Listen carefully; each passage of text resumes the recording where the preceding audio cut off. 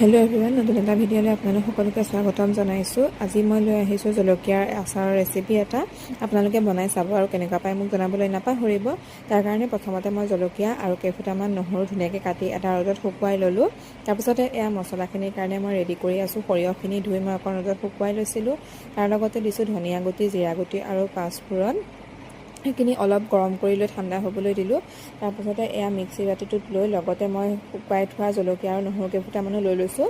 তেতিয়া অকণমান মছলাটো লাগি ধৰে আৰু জলকীয়াখিনিত। তাৰপিছতে এয়া যিখিনি শুকুৱাই লৈছিলোঁ সেইখিনি এটা বাতিত লৈ লৈছোঁ। তাতে মই কেঁচা মিঠাতেল দিছোঁ। ইয়াত মই গৰম কৰা মিঠাতেল ব্যৱহাৰ কৰা নাই। আৰু দিছোঁ কেইফুটামান তেতেলী, অকণমান টেষ্টটো বেলেগ হ'বৰ কাৰণে। আপোনালোকে এইটো অপশ্যনেল হয়, আপোনালোকে নিদিবও পাৰে। মোৰ ভাল লাগে কাৰণে মই দিলোঁ। তাৰপাছতে এয়া যিখিনি মছলা মই গুড়ি কৰি লৈছিলোঁ সেইখিনিও ইয়াত মই দি দিলোঁ। লগতে দিছোঁ এচামুচ ভিনেগাৰ। এইখিনি মই এনেকৈ মিক্স কৰিলোঁ।